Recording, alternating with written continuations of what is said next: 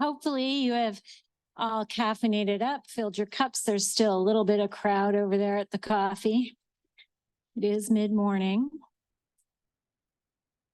So I want to kind of give an overview of what we're going to be doing in our small groups. You'll see by the agenda that we've broken up into 6 small groups. You all were nice enough to give us some priorities, and we tried to fit you in groups that you had some interest in.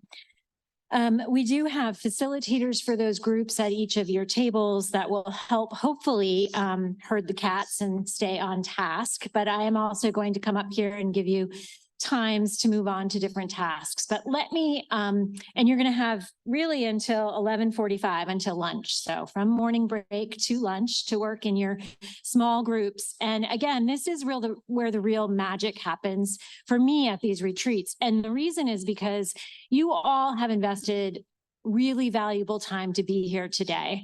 And I want you to, I want us all to get something out of it, and I want to be able to really capitalize on your expertise, all of those awesome perspectives and lived experiences that you've had to really create the next steps for GME. So the model that we're going to use is called a SOAR framework. And SOAR is, you may have heard of SWOT analyses before, and SOAR is different than that. So don't try to make this into a SWOT analysis. We're not going to think about threats really today. We're going to focus on, again, that visionary sort of where we're going. And the way this 2x2 table is set up is that you have kind of a current assessment of strengths and opportunities, and then a future assessment of aspirations and results. And I will say that some also talk about that strengths and aspirations are internal. It's what we recognize. Sorry, that's the other way. Strengths and, no, that's right, internal.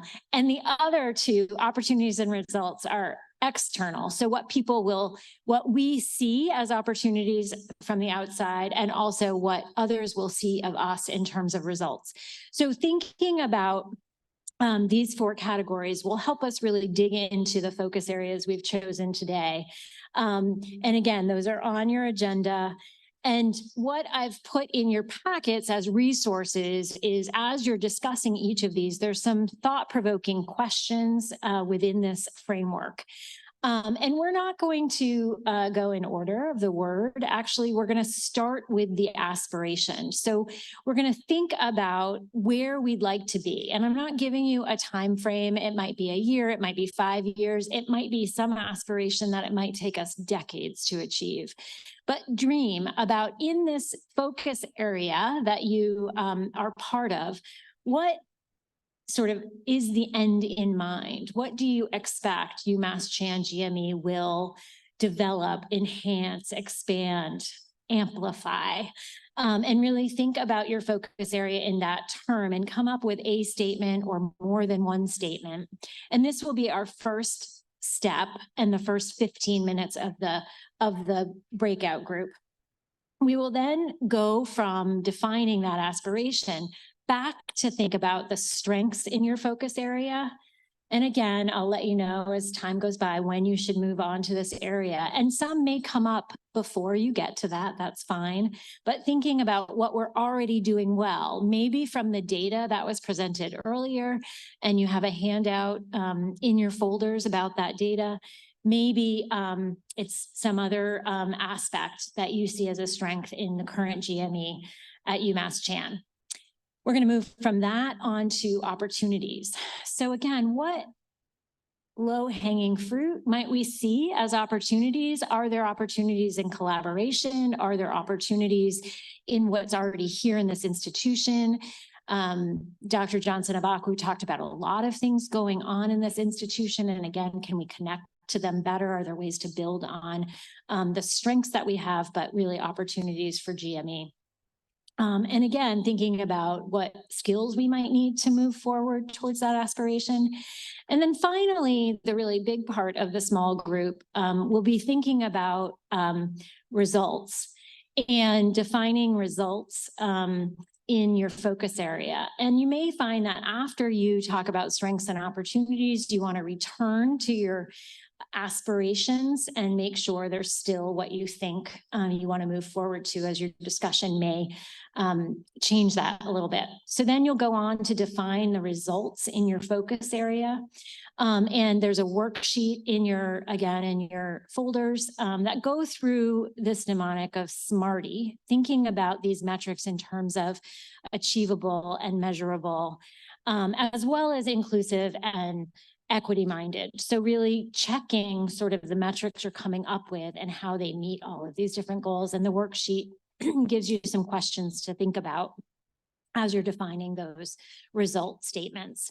And the idea is that we want to come back next year at this retreat and report out on what metrics we achieved or what progress we're making towards these metrics. And they may be similar to the ones we presented today, and they may be new and different, like some of the questions that came up in our discussion of the data I presented earlier. And so defining those and then really thinking about what the next steps are to get there. So if you say, we want to, build a community of belonging where we have 100% retention of our trainees.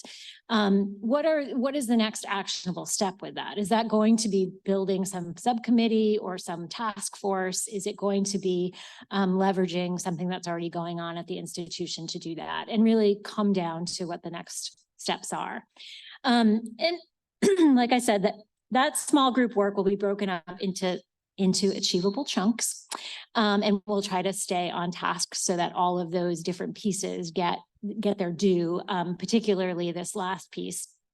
And then we will have a lovely lunch. And I'm going to tell you this now, just so I don't forget to tell you later, but I would really appreciate if at lunch you kind of get up from your group that you've bonded with so well all morning and eat with some other folks in the room, and kind of discuss more crosstalk about the different focus areas. After lunch, you'll go back to your small groups and then we'll have report outs. The after lunch piece is really important because we will be able to have a discussion about the small group work that was done in each of these areas. So if you're sitting in your small group and saying, boy, I really wish I was talking about this other focus area, don't worry, you will get to talk about that focus area this afternoon after you have rejuvenated with lunch. And then I really hope that at the end of the day, we'll have several action items to go forward. Any question about the small group charge at this point? And I'll go back to the initial piece that we're going to start off with. So hopefully you are all at the tables you are meant to be at, and you know what your topic area is. Again, there's a facilitator at each of the tables who are just anxious to get going with you on this work, who will be taking notes and keeping you on task. All right, jump right in. I love it. Go for it.